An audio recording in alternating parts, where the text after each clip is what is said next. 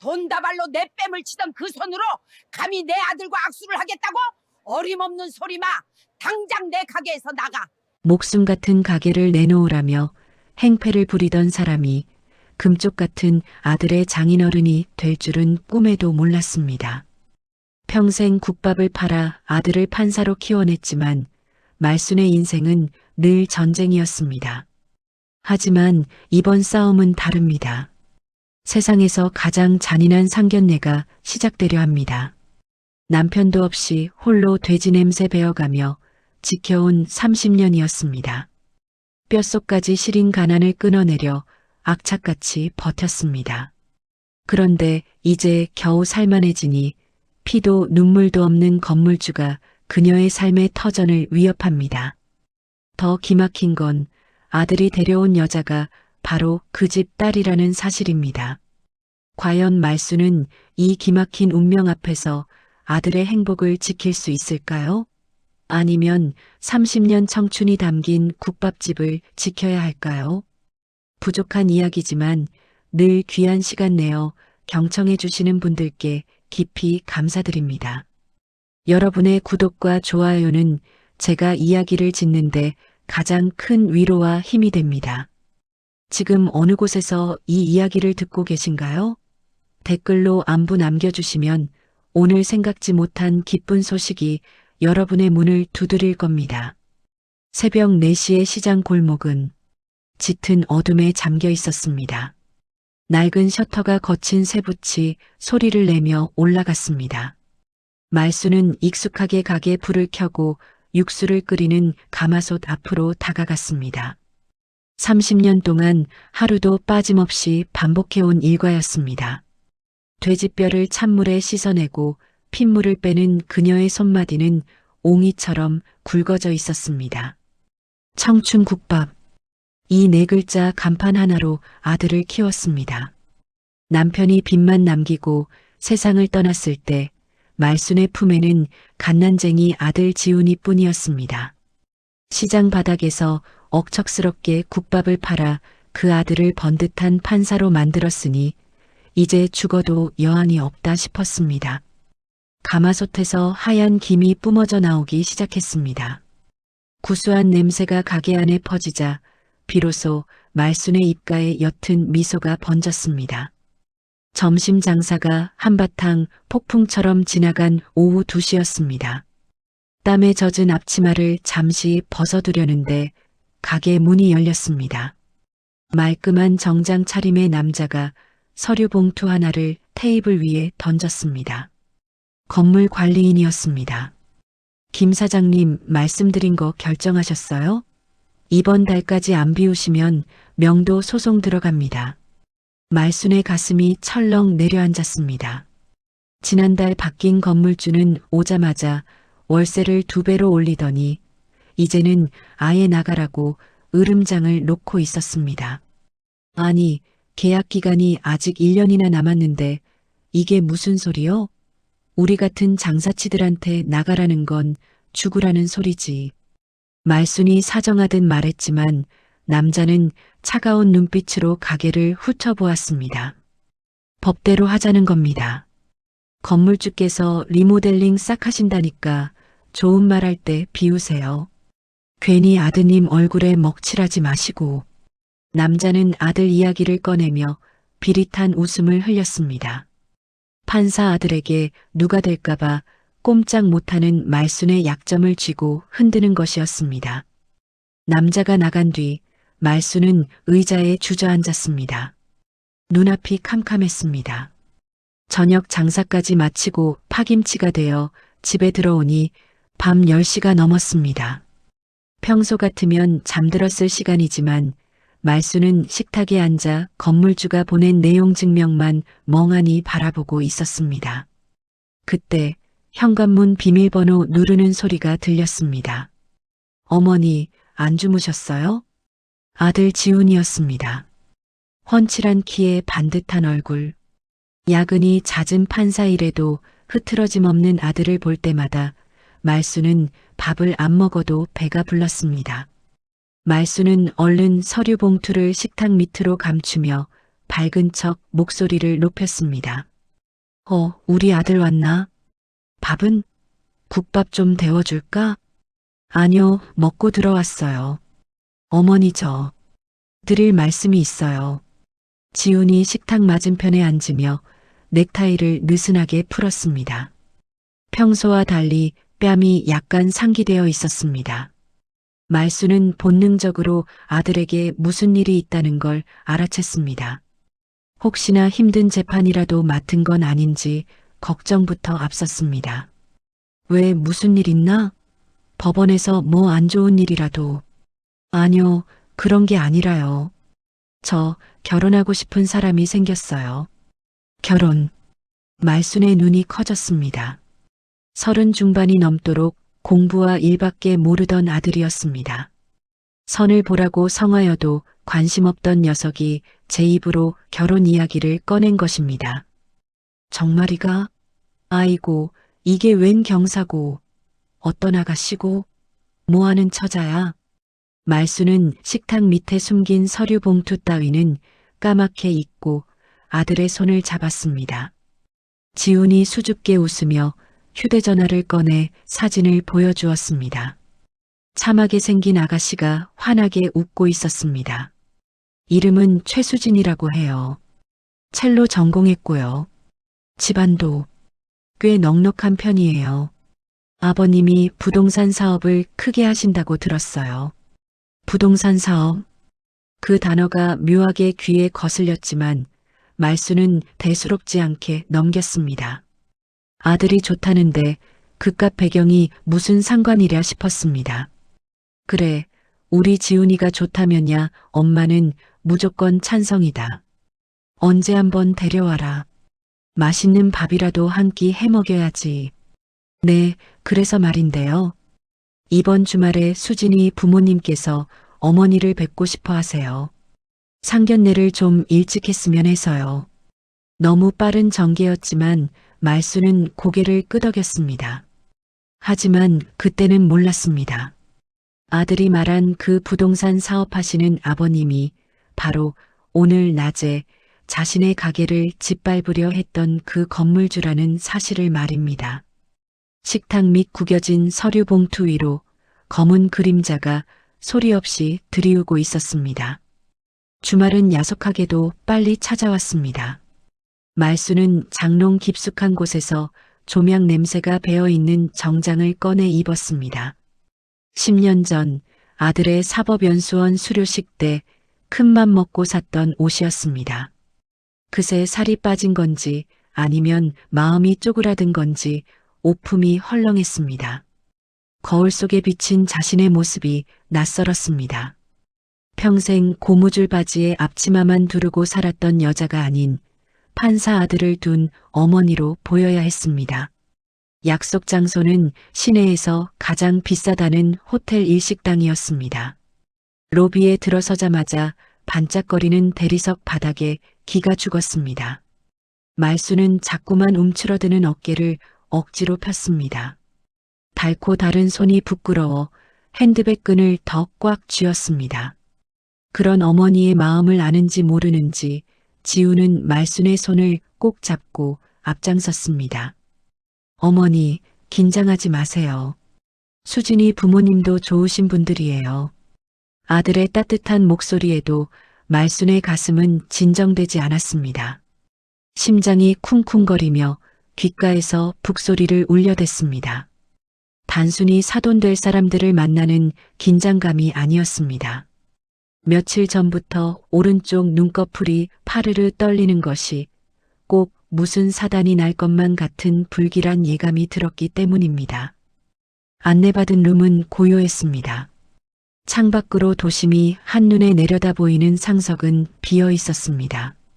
말순과 지훈이 자리에 앉아 물 한 모금으로 목을 축이는 사이 복도에서 구두 굼소리가 다가왔습니다. 또각또각.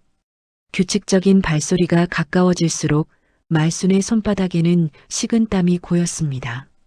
미닫이 문이 열리고 화려한 옷차림의 부인과 첼로를 맨 아가씨, 그리고 그 뒤로 위압적인 풍채의 중년 남성이 들어섰습니다. 예비 며느리라는 수지는 사진보다 실물이 훨씬 고웠습니다. 상냥한 미소로 인사를 건네는 그녀와 부인을 보며 말수는 안도의 한숨을 내쉬었습니다. 하지만 문제는 그 뒤에 서 있던 남자, 수진의 아버지였습니다. 처음 뵙겠습니다.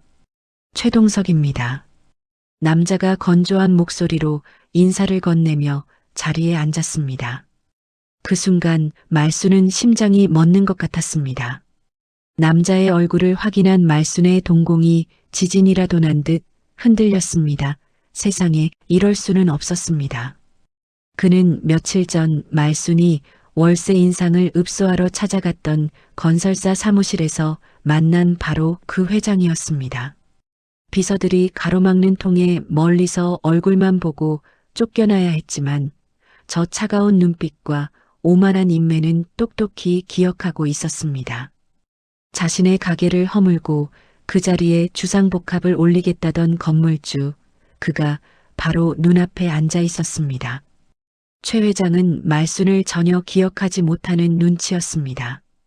그에게 말순 같은 시장통 국밥집 여주인 따위는 기억할 가치조차 없는 존재였을 겁니다. 그는 시종일관 거만한 태도로 아들 지훈에게만 관심을 보였습니다. 자네가 최연소 판사 임용이라지? 내 딸 눈이 아주 높아. 앞으로 기대가 크네. 최 회장이 지훈의 어깨를 두드리며 호탕하게 웃었습니다. 하지만 말순의 귀에는 그 웃음소리가 악마의 속삭임처럼 들렸습니다. 자신의 삶터인 가게를 짓밟으려는 자가 아들의 장인이 되어 아들의 앞길을 쥐락펴락하려 하고 있었습니다. 국그릇을 쥔 말순의 손이 부들부들 떨렸습니다. 당장이라도 자리를 박차고 일어나 소리치고 싶었습니다. 당신이 내 가게 건물주냐고, 우리 모자를 길바닥에 나앉게 만든 장본인이냐고 묻고 싶었습니다. 하지만 옆에서 행복하게 웃고 있는 아들의 얼굴을 보니 입이 떨어지지 않았습니다. 밥알이 모래알처럼 서걱거렸습니다. 그때 최 회장이 불쑥 말을 꺼냈습니다. 참, 사부인께서는 무슨 사업을 하신다고 들었는데. 말순의 숟가락이 쨍그랑 소리를 내며 떨어졌습니다. 올 것이 오고야 말았습니다. 사부인께서는 무슨 사업을 하신다고 들었는데. 최 회장의 질문이 비수처럼 날아와 꽂혔습니다. 말순은 입안이 바짝 말라 혀가 입천장에 달라붙은 것만 같았습니다. 국밥집 한다고 하면 천한 장사치라고 무시할 게 뻔했고 그렇다고 거짓말을 할 수도 없는 노릇이었습니다. 말순이 우물쭈물하며 시선을 피하자 대신 대답한 건 아들 지훈이었습니다. 저희 어머니 시장에서 국밥집 하십니다. 청춘 국밥이라고 그 동네에서는 아주 유명한 맛집이에요. 제가 그 국밥 먹고 커서 판사가 됐습니다. 지훈은 어머니가 부끄럽지 않다는 듯 당당하고 자랑스럽게 말했습니다. 말수는 아들의 그 순수한 효심이 고마우면서도 지금 이 순간만큼은 아들의 입을 막고 싶을 정도로 두려웠습니다. 청춘 국밥이라는 상호가 나오는 순간 최 회장의 눈썹이 꿈틀했습니다. 청춘 국밥이라. 최 회장이 와인잔을 천천히 돌리며 말순을 뚫어지게 응시했습니다. 그의 머릿속에서 퍼즐 조각이 맞춰지고 있는 것이 분명했습니다. 악독한 세입자 명단 맨 위에 올라와 있던 이름, 내용 증명을 보내도 꿈쩍 않고 버티던 그 끈질긴 국밥집. 그 주인이 바로 눈앞의 사돈이라니. 최 회장의 입가에 비릿한 미소가 번졌습니다. 아, 기억나는군요. 제가 이번에 새로 매입한 건물 1층에 있는 그 가게 아닙니까? 리모델링 때문에 골머리를 썩이고 있는데 거기가 사부인 가게였습니까? 최 회장의 목소리는 부드러웠지만 그 속에 담긴 뜻은 서슬퍼런 칼날과 같았습니다. 분위기가 순식간에 얼어붙었습니다. 영문을 모르는 지훈과 수진만이 어리둥절한 표정으로 두 사람을 번갈아 볼 뿐이었습니다. 말수는 고개를 푹 숙인 채 젓가락만 꽉 쥐었습니다. 죄인도 아닌데 죄인이 된 기분이었습니다. 식사는 가시방석 그 자체였습니다. 최 회장은 코스 요리가 나올 때마다 교묘하게 말순을 조롱했습니다. 최고급 회가 나오자 시장통에서는 구경도 못할 귀한 것이라며 혀를 찾고, 스테이크가 나오자 돼지 부산물만 만지시던 분 입맛에 맞을지 모르겠다며 비아냥거렸습니다. 하지만 지훈이 눈치채지 못하도록 아주 정중한 어조로 포장된 모욕이었습니다. 말수는 음식이 코로 들어가는지 입으로 들어가는지 알 수 없었습니다. 당장이라도 식탁을 엎고 소리치고 싶었지만 옆에서 수진을 챙겨주며 행복해하는 아들의 모습을 보며 꾹 참았습니다. 내가 여기서 성질을 부리면 내 아들의 결혼이 깨진다.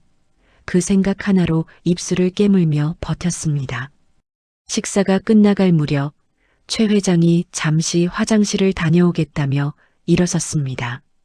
그러면서 말순에게 눈짓을 보냈습니다. 잠깐 밖에서 보자는 신호였습니다. 말순은 떨리는 다리를 부여잡고 그를 뒤따라 나갔습니다. 복도 끝 인적 드문 비상구 앞에서 최 회장이 멈춰 섰습니다. 김 사장님, 아니 사부인. 세상 참 좁습니다. 그렇죠?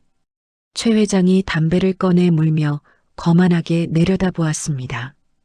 우리 수진이가 지훈 군을 많이 좋아해서 내가 웬만하면 허락을 하려고 했는데 말입니다.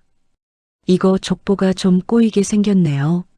내 건물을 불법 점거하고 있는 악성 세입자가 며느리의 시어머니라니. 회장님, 불법 점거라니요. 계약 기간이 남았는데 나가라고 하신 건 회장님 쪽. 말순이 억울함에 항변하려 하자 최 회장이 연기를 훅 내뿜으며 말을 잘랐습니다. 긴 말 안 합니다. 선택하세요. 가게를 비우고 조용히 사라지시던가 아니면 이 결혼 없던 일로 하던가. 판사 사위 보는 건 좋지만 거지 같은 사도는 딱 질색이라서요. 최 회장은 말순의 어깨를 툭툭 치고는 유유히 식당으로 돌아갔습니다.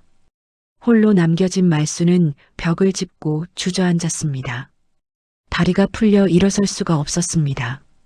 가게를 포기하면 생계가 막막하고 가게를 지키자니 아들의 행복이 깨집니다. 벼랑 끝에 몰린 말순의 눈에서 기어이 참았던 눈물이 터져나왔습니다. 말순은 화장실 거울 앞에서 찬물로 몇 번이나 세수를 했습니다. 벌개진 눈시울을 감추려 애써 분을 두드렸지만 떨리는 손길은 감춰지지 않았습니다. 거울 속 여자가 금방이라도 울음을 터뜨릴 것 같아 무서웠습니다. 하지만 이 문을 열고 나가면 그녀는 다시 세상에서 가장 행복한 예비 시어머니 연기를 해야 했습니다. 아들 지훈을 위해서라면 악마에게 영혼이라도 팔 수 있었습니다. 심호흡을 크게 한번 하고 룸으로 돌아갔습니다. 안에서는 웃음꽃이 피어 있었습니다. 최 회장은 언제 그랬냐는 듯 인자한 얼굴로 지훈과 와인을 기울이고 있었습니다. 그 이중적인 모습에 소름이 끼쳤지만 말수는 입꼬리를 억지로 끌어올려 자리에 앉았습니다. 어머니, 어디 편찮으세요? 안색이 안 좋으신데. 지훈이 걱정스런 눈빛으로 물었습니다. 말수는 속에서 뜨거운 것이 울컥 치밀어 올랐지만 꾹 눌러 삼키며 손사래를 쳤습니다. 아이다, 긴장을 해서 그런가 소화가 좀 안 되네. 신경 쓰지 마라. 두 분 보기 참 좋네. 말순의 칭찬에 수진이 수줍게 웃었고 최 회장은 만족스러운 듯 고개를 끄덕였습니다. 그의 시선이 말순에게 닿았습니다. 잘하고 있어. 그렇게 납작 엎드리란 말이야. 그의 눈빛이 그렇게 말하는 것 같았습니다. 남은 식사 시간은 지옥 같았습니다. 최고급 요리는 모래를 씹는 것 같았고 화기애애한 분위기는 숨통을 조여왔습니다. 말수는 식탁 밑으로 주먹을 꽉 쥐어 손톱이 살을 파고들 때까지 참아냈습니다. 오직 아들의 환한 미소 하나를 지키기 위해서였습니다. 상견례를 마치고 집으로 돌아오는 차 안, 지우는 내내 들떠 있었습니다. 어머니, 수진이 부모님 참 좋으신 분들이죠? 특히 아버님이 호탕하시고 저를 좋게 봐주셔서 다행이에요. 운전대를 잡은 아들의 옆 얼굴이 가로등 불빛을 받아 빛나고 있었습니다. 저렇게 해맑게 웃는 아들에게 차마 내 장인이 될 사람이 엄마 목줄을 쥐고 흔드는 악덕 건물주라는 사실을 말할 수가 없었습니다. 말수는 창밖으로 시선을 돌리며 건성으로 대답했습니다. 그래, 참 좋으시더라. 우리 아들 복도 많지. 아들을 내려주고 텅 빈 집에 돌아온 말수는 그제야 참았던 숨을 토해냈습니다. 낡은 소파에 쓰러지듯 누워 천장을 바라보았습니다. 30년. 청춘을 다 바쳐 지켜온 가게였습니다. 남편 빚 갚고 아들 대학 보내고 사법고시 뒷바라지까지 다 그 가게에서 나온 돈으로 해냈습니다.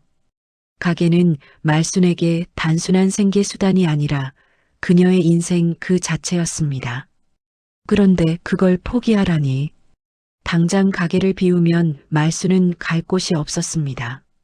가진 돈은 보증금 몇 천만 원이 전부였고 이 나이에 다른 일자리를 구하기도 막막했습니다. 하지만 가게를 지키겠다고 버티면 아들의 결혼은 깨질 것입니다.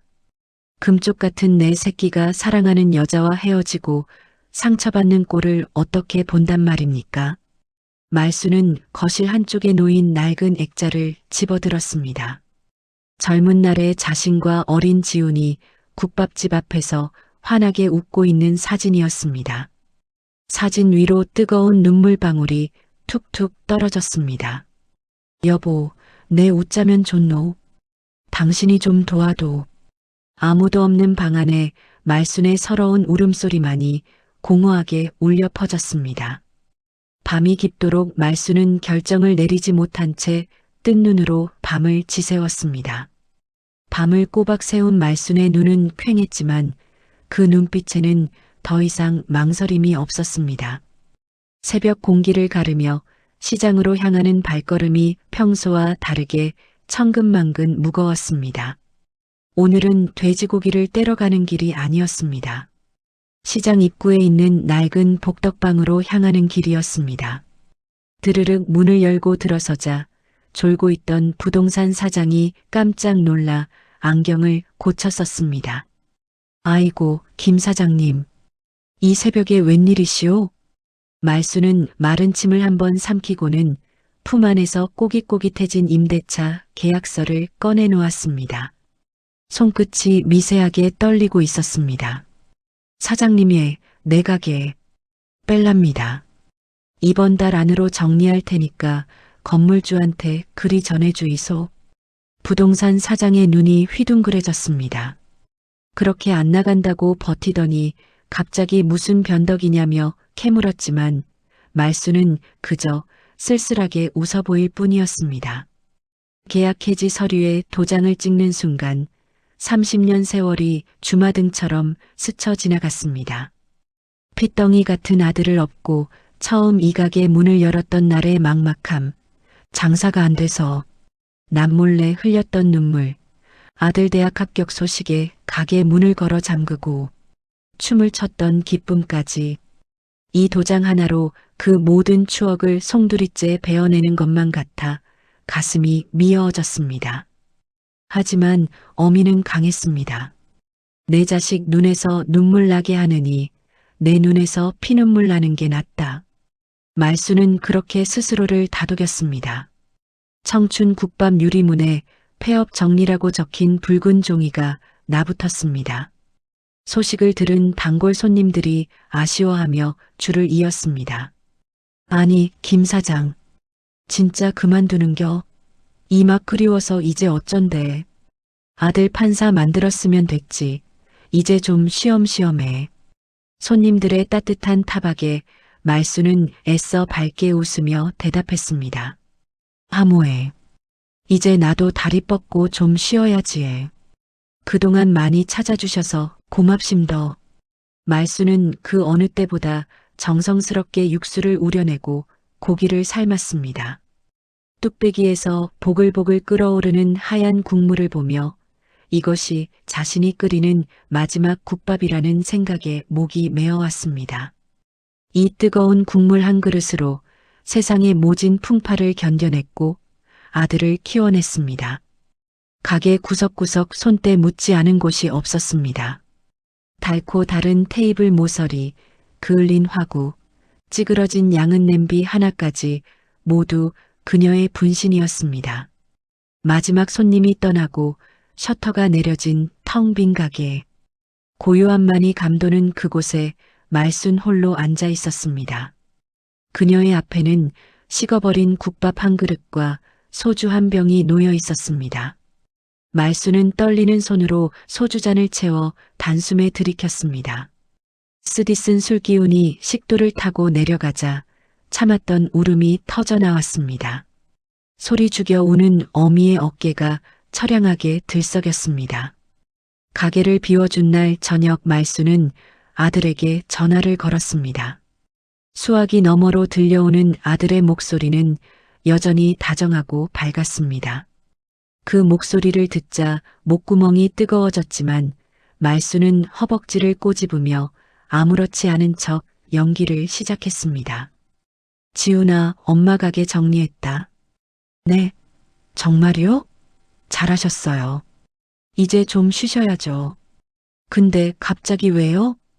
그냥 몸도 예전 같지 않고 이제 너 장가도 간다니까 긴장이 풀려서 그런가 온몸이 쑤시네. 그래서 엄마 시골 이모네 가서 요양 좀 하다 오려고. 거짓말이었습니다. 시골 이모네 같은 건 없었습니다.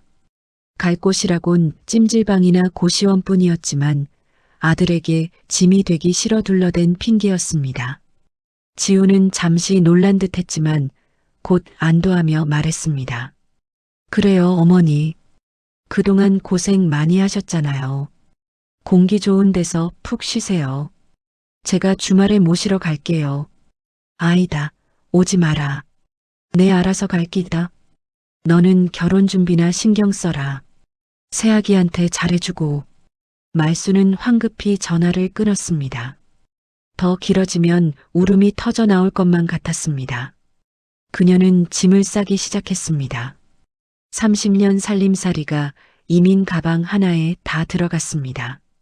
마지막으로 냉장고를 열어 아들이 좋아하는 멸치볶음과 장조림을 꽉꽉 채워 넣었습니다. 반찬통 위에 밥 잘 챙겨 먹어라라고 적힌 쪽지를 붙이는 손이 덜덜 떨렸습니다. 이것이 엄마로서 해줄 수 있는 마지막 배려였습니다. 새벽 3시, 모두가 잠든 시간. 말수는 도둑고양이처럼 집을 빠져나왔습니다. 뒤를 돌아보니 아들이 잠든 방 창문에 불이 꺼져 있었습니다. 말수는 그 창문을 향해 소리 없이 절을 올렸습니다. 내 새끼, 부디 행복해라. 못난 어미는 이제 있고 좋은 장인 만나서 날개 달고 헐헐 날아라. 일주일 뒤 지우는 반찬을 가지러 본가에 들렀습니다. 현관 비밀번호를 누르고 들어서자 싸늘한 냉기가 감돌았습니다. 사람의 온기가 사라진 집은 낯설 만큼 고요했습니다. 어머니, 저 왔어요. 대답은 없었습니다. 시골에 가셨다고 했으니 당연한 일이었지만 왠지 모를 불안감이 엄습했습니다. 지우는 안방 문을 열었습니다. 텅 빈 방에는 주인 잃은 가구들만 덩그러니 놓여 있었습니다. 장롱문은 활짝 열려 있었고 어머니의 옷가지가 모두 사라져 있었습니다. 단순히 요양을 가신 게 아니라는 직감이 들었습니다. 냉장고 문을 열자 가지런히 쌓인 반찬통과 쪽지가 눈에 들어왔습니다. 우리 아들 밥 거르지 말고 꼭 챙겨 먹어라. 엄마는 걱정 말고 행복하게 잘 살아라. 삐뚤빼뚤한 글씨를 보는 순간 지훈의 심장이 쿵 내려앉았습니다. 이건 여행 가는 사람의 편지가 아니었습니다. 영영 떠나는 사람의 작별 인사였습니다. 지우는 떨리는 손으로 어머니에게 전화를 걸었습니다. 고객님의 전화기가 꺼져 있어 수십 번을 걸어도 연결되지 않았습니다. 불안감은 공포로 바뀌었습니다. 지우는 미친 사람처럼 집을 뛰쳐나와 가게로 향했습니다. 하지만 그를 맞이한 건 굳게 닫힌 셔터와 임대문이라고 적힌 종이뿐이었습니다. 유리창 너머로 보이는 가게 안은 텅 비어 있었습니다. 그제야 지우는 깨달았습니다. 어머니가 자신을 위해 모든 것을 버리고 사라졌다는 것을. 하지만 도대체 왜 무엇 때문에 이렇게 급하게 떠나야 했는지 이유는 알 수 없었습니다. 그때 가게 유리문에 붙은 임대문의 스티커 아래 익숙한 건설사 로고가 눈에 들어왔습니다. 최구건설.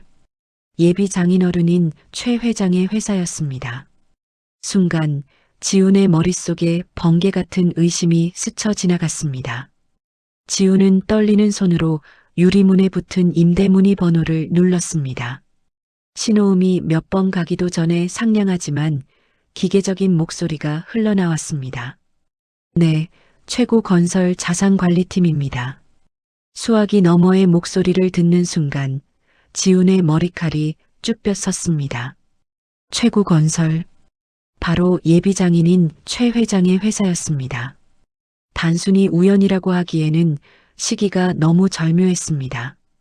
상견례 날 어머니가 보였던 불안한 모습, 식사 내내 어머니를 묘하게 하대하던 최 회장의 태도, 그리고 급작스러운 폐업과 잠적, 흩어져 있던 퍼즐 조각들이 불길한 그림을 그려내고 있었습니다.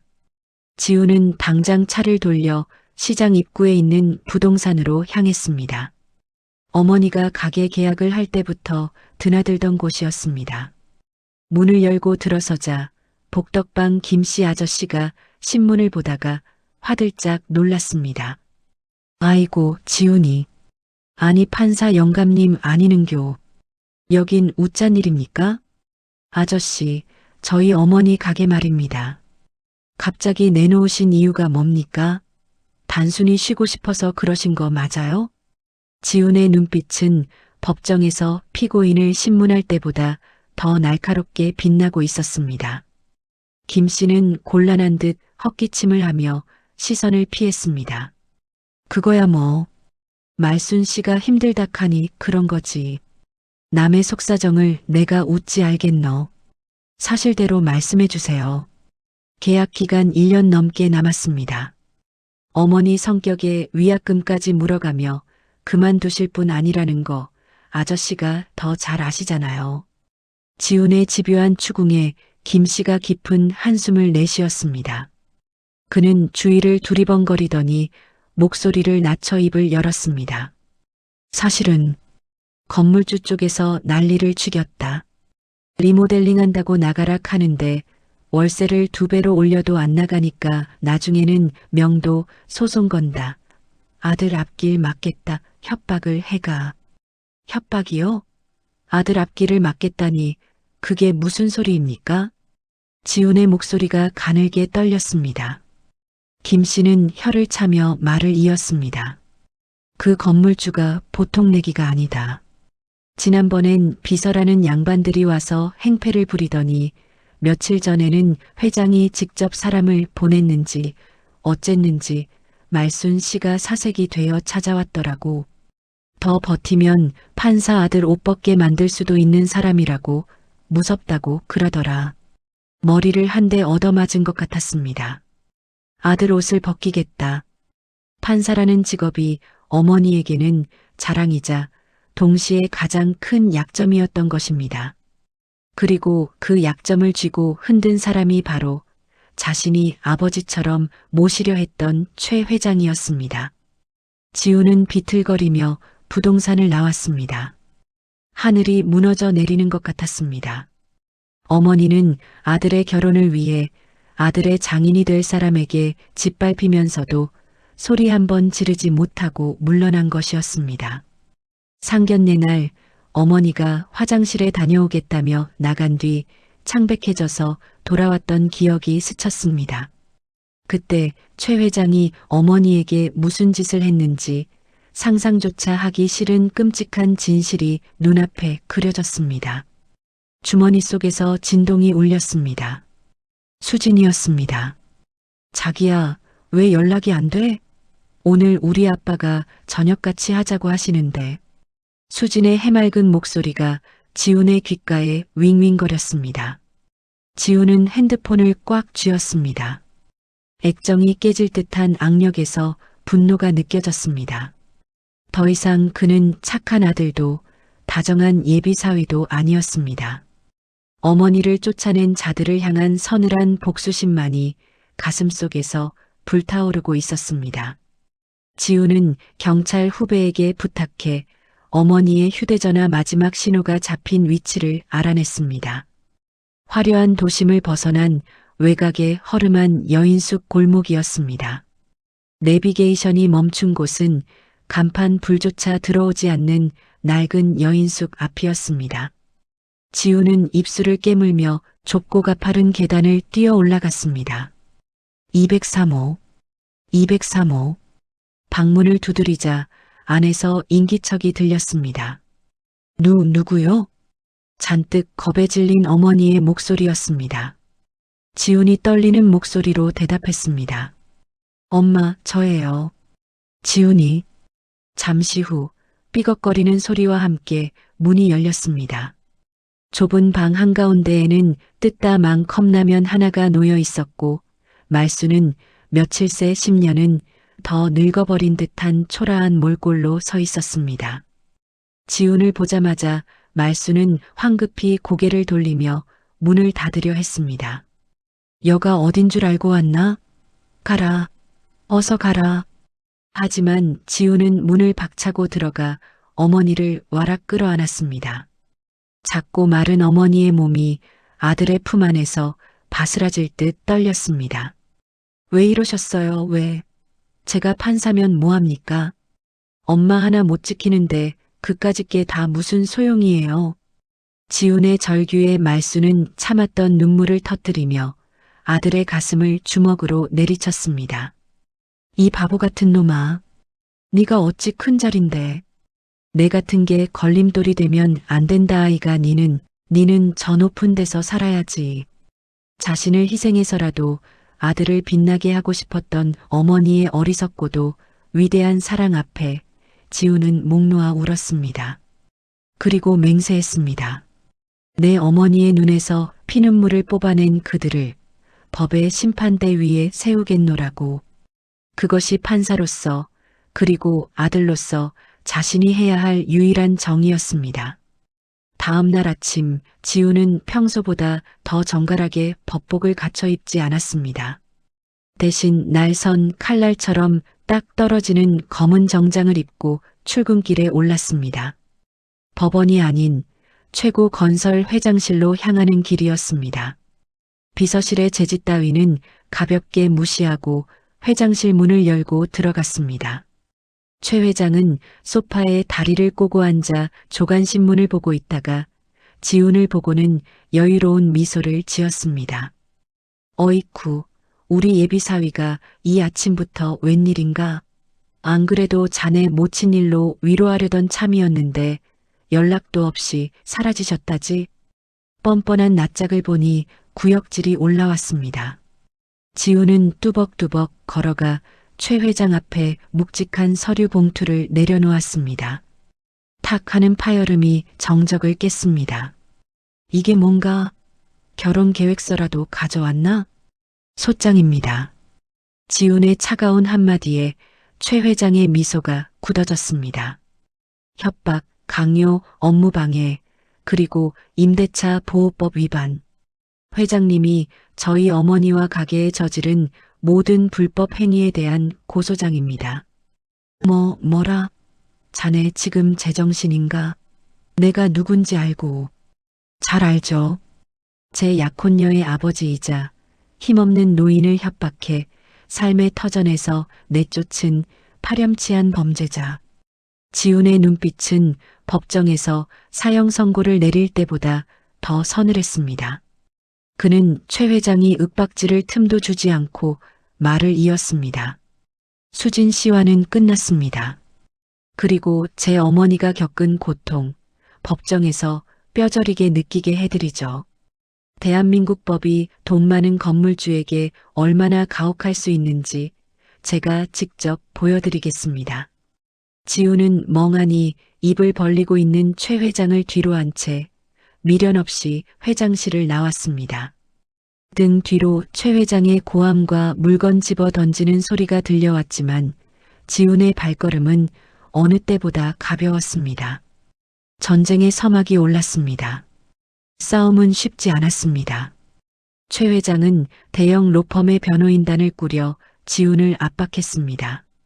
돈이면 귀신도 부린다더니 언론에는 교묘하게 편집된 기사들이 쏟아졌습니다.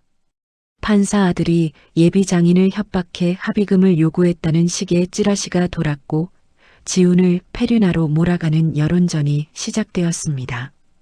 법원 내부에서도 우려의 목소리가 나왔습니다. 하지만 지훈은 흔들리지 않았습니다. 그는 태풍의 눈처럼 고요하게 결정적인 한 방을 준비하고 있었습니다. 첫 번째 공판날 법정은 최 회장 측이 동원한 방청객들로 가득 찼습니다. 최 회장은 여유만만한 표정으로 피고인석이 아닌 방청석 상석에 앉아 다리를 꼬고 있었습니다. 변호인은 말순이 자발적으로 가게를 비웠다는 거짓 증인들을 내세웠습니다. 부동산 중개인 김 씨마저 최 회장의 회유에 넘어가 위증을 했습니다. 분위기가 최 회장 쪽으로 기우는 듯 했습니다. 그때 지훈이 자리에서 일어나 재판장에게 증거물을 제출했습니다. 존경하는 재판장님, 피고 측의 주장이 명백한 거짓임을 증명할 핵심 증거를 제출합니다. 지훈이 재생 버튼을 누르자 법정 스피커를 통해 지직거리는 잡음과 함께 익숙한 목소리가 흘러나왔습니다. 상견례 날 식당 복도 그리고 말순의 가게를 찾아왔을 때 최 회장이 내뱉었던 폭언들이었습니다. 가게를 비우고 조용히 사라지시던가 아니면 이 결혼 없던 일로 하던가. 판사 사위 보는 건 좋지만 거지 같은 사도는 딱 질색이라서요. 더 버티면 자네 아들 법복 벗기는 거 일도 아니야. 적나라한 목소리가 법정에 울려 퍼지자 방청석이 술렁이기 시작했습니다. 고상한 척하던 최 회장의 추악한 민낯이 만천하에 드러나는 순간이었습니다. 최 회장의 얼굴이 흙빛으로 변했습니다. 그는 변호인에게 무언가 소리쳤지만 이미 엎질러진 물이었습니다. 지우는 싸늘한 눈빛으로 당황하는 최 회장을 응시했습니다. 그것은 단순한 증거 제출이 아니었습니다. 어머니의 눈물을 닦아주는 아들의 선전포고였습니다. 녹취록이 공개되자 여론은 순식간에 뒤집혔습니다. 갑질 회장, 파렴치한 예비 장인이라는 타이틀로 뉴스가 도배되었고 최고 건설에 대한 불매 운동이 들불처럼 번졌습니다. 엎친 데 덮친 격으로 그동안 최 회장에게 당했던 시장 상인들이 용기를 내어 집단 소송에 합류했습니다.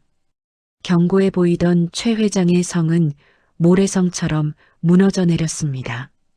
주가 폭락과 검찰 수사 압박을 견디다 못한 최 회장은 결국 백기를 들었습니다. 그는 지훈을 찾아가 무릎을 꿇고 빌었지만 지훈은 차가운 침묵으로 일관했습니다. 지훈이 원한 것은 돈이나 사과 따위가 아니라 철저한 법의 심판이었습니다. 며칠 뒤 초라한 행색의 여자가 말순이 머무는 낡은 여인숙을 찾아왔습니다. 한때 며느리가 될 뻔했던 수진이었습니다. 그녀는 명품 가방 대신 헝클어진 머리를 한 채 말순의 발목을 잡고 울부짖었습니다. 어머님, 제발 지훈 씨 좀 말려주세요. 저희 아빠 감옥 가게 생겼어요. 저 지훈 씨 없으면 안 돼요. 다시 받아주세요. 네. 말순은 씁쓸한 표정으로 그녀를 내려다보았습니다. 예전 같았으면 마음 약해져 손이라도 잡아줬을 테지만 지금은 아니었습니다. 제 아비가 지은 죄를 모른 척하고 그 그늘 아래서 호의호식했던 그녀 역시 공범이나 다름없었습니다. 아가씨, 인연이 아닌기라. 내 아들 눈에 눈물 나게 한 사람들은 내 며느리 될 자격 없다. 돌아가라. 말수는 매정하게 문을 닫았습니다. 문 밖에서 들리는 통곡 소리에도 그녀는 흔들리지 않았습니다. 닫힌 문에 등을 기댄 말순의 눈에서 주르륵 눈물이 흘러내렸습니다. 그것은 슬픔의 눈물이 아니라 긴 싸움을 끝낸 자만이 흘릴 수 있는 해방의 눈물이었습니다. 악몽 같았던 시간이 끝나고 비로소 새벽이 밝아오고 있었습니다. 말수는 떨리는 손으로 장롱 깊숙한 곳에서 낡은 보자기 하나를 꺼냈습니다. 평생을 국밥 국물 냄새와 씨름하며 지켜온 자식들이 그토록 궁금해하던 청춘 국밥의 진짜 비밀이 담긴 꾸러미였습니다. 아들은 마른 침을 삼키며 어머니의 거친 손마디를 바라보았습니다. 보자기가 풀리고 그 안에서 나온 것은 자식들이 예상했던 거액의 통장이나 땅 문서가 아니었습니다.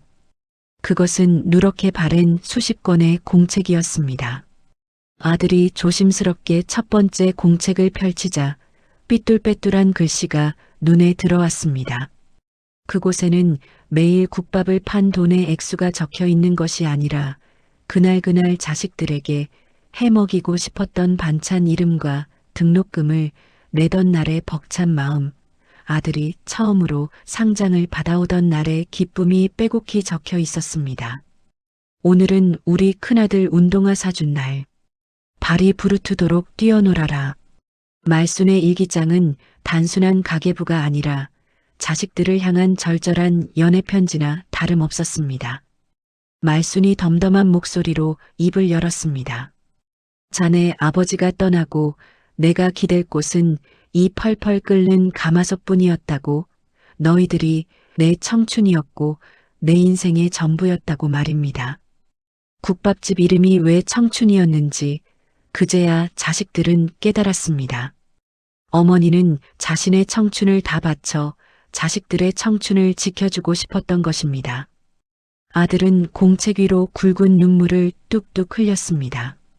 지난날 어머니를 오해하고 모진 말을 내뱉었던 자신이 사무치게 부끄러웠습니다. 식당 안에는 가마솥 끓는 소리만이 묵직하게 가라앉은 공기를 채웠습니다. 말수는 우는 아들의 등을 투박한 손으로 쓸어내렸습니다. 그 손길은 뜨거운 국밥 국물보다 더 따뜻하게 얼어붙은 아들의 마음을 녹였습니다. 계절이 바뀌어 국밥집 앞마당에 목련이 흐드러지게 피었습니다. 청춘 국밥의 간판은 말끔하게 닦여 봄 햇살을 받아 반짝이고 있었습니다. 가게 안은 점심시간을 맞아 몰려든 손님들로 발 디딜 틈이 없었습니다. 예전과 달라진 점이 있다면 주방에서 땀을 흘리는 사람이 말순 혼자가 아니라는 것입니다. 말순은 주방 한쪽에서 묵묵히 육수를 저으며 흐뭇한 미소를 지었습니다. 가마솥에서 피어오르는 하얀 김 사이로 말순의 지난 세월이 주마등처럼 스쳐 지나갔습니다. 모진 풍파에 깎이고 다듬어진 세월이었지만 이제는 그 고단함마저 구수한 육수 향기처럼 깊은 맛을 내고 있었습니다. 손님들이 국밥 한 그릇을 뚝딱 비우고 잘 먹었습니다. 어머니 하고 외칠 때마다 말순의 가슴속에는 훈훈한 바람이 불었습니다. 인생이란 어쩌면 뜨거운 뚝배기 같은 것일지도 모릅니다. 처음엔 너무 뜨거워 데일 것 같지만 호호 불어가며 먹다 보면 어느새 속을 든든하게 채워주는 그런 국밥 한 그릇 말입니다. 말수는 가게 문을 나서며 파란 하늘을 올려다보았습니다. 어디선가 불어오는 봄바람에 국밥 냄새가 실려 퍼졌습니다. 그것은 세상에서 가장 고소하고 따뜻한 어머니의 냄새였습니다. 오늘 하루도 청춘 국밥의 육수는 멈추지 않고 끓을 것입니다. 우리의 삶이 계속되는 한 어머니의 사랑 또한 영원히 식지 않을 테니까요. 오늘 들려드린 청춘 국밥의 비밀 어떠셨나요? 평생 자식 입에 들어가는 밥 한 숟가락을 위해 뜨거운 불 앞에서 청춘을 다 바친 우리네 어머니들의 이야기였습니다. 투박한 뚝배기처럼 겉은 거칠어도 그 속은 누구보다 뜨겁고 진한 사랑으로 끓고 있었다는 걸 우리는 가끔 잊고 사는 것 같습니다. 혹시 지금 생각나는 얼굴이 있으신가요? 더 늦기 전에 따뜻한 밥 한 끼, 혹은 안부 전화 한 통 드려보는 건 어떨까요? 오늘 이야기가 통쾌하고 감동적이었다면 구독과 좋아요로 응원해주세요. 저는 더 재미있고 의미 있는 우리 이웃들의 이야기로 다시 찾아오겠습니다. 감사합니다.